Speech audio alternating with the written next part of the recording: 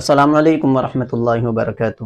غسل کے تعلق سے 3 چیزیں آپ کے سامنے ایسی رکھنی ہے کہ جس کے بغیر انسان کا غسل نہیں ہوگا، جبکہ وہ ناپاکی کی حالت میں ہو، یعنی بڑی ناپاکی کی حالت میں، جیسے کہ بیوی سے ہم بستری ہونا یا اسی طرح احتلام کا ہو جانا۔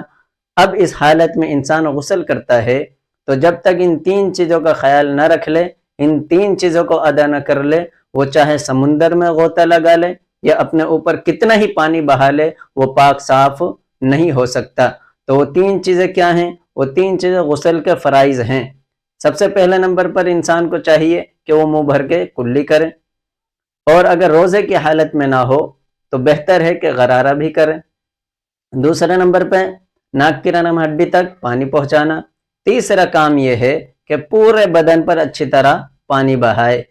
اچھی طرح پانی بہانے کا مطلب یہ ہے کہ جو اعضاء مخفی ہے یعنی چھپے ہوئے ہیں، جیسے ناف ہے، کان کے سوراخ ہیں، اسی طرح بغل ہے، گھٹنوں کا پچھلا حصہ ہے، تو ان جگہوں پر اکثر سوکھا رہ جاتا ہے، تو ہمیں اس کا زیادہ اہتمام کرنا چاہیے اور خیال رکھنا چاہیے کہ جو جگہ ایسی چھپی ہوئی ہے جہاں پانی آسانی سے نہیں پہنچ پاتا، تو ہمیں اپنے ہاتھوں سے وہاں پانی پہنچانا چاہیے اور اس جگہ کو ملنا چاہیے۔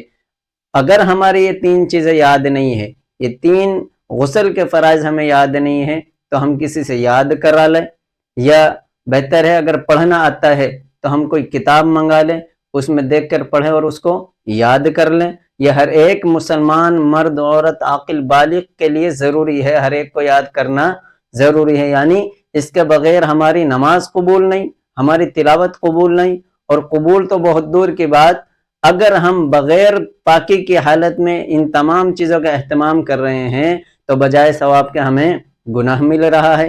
تو ان 3 چیزوں کا خیال رکھنا اتنا ضروری ہے کہ جب تک ہم ان 3 چیزوں کو ادا نہیں کریں گے تو ہم ناپاکی سے پاک نہیں ہو سکتے، اور جب انسان پاک نہیں ہوگا تو نہ اس کی نماز قبول ہوگی نہ اس کی تلاوت قبول ہوگی۔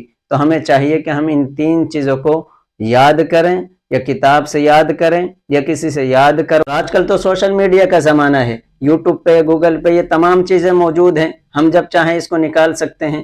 پھر بھی اگر ہم چاہیں تو ہم کتاب منگا کر اس میں یاد کریں، اور کسی کو یاد ہے تو اس سے یاد کرا لیں، کیونکہ اس کے بغیر نہ ہماری نماز قبول ہو رہی ہے نہ ہماری تلاوت قبول ہو رہی ہے۔ امید ہے کہ بات سمجھ میں آ گئی ہوگی۔ اللہ عمل کی توفیق عطا فرمائے۔ جزاکم اللہ خیر و احسن الجزا۔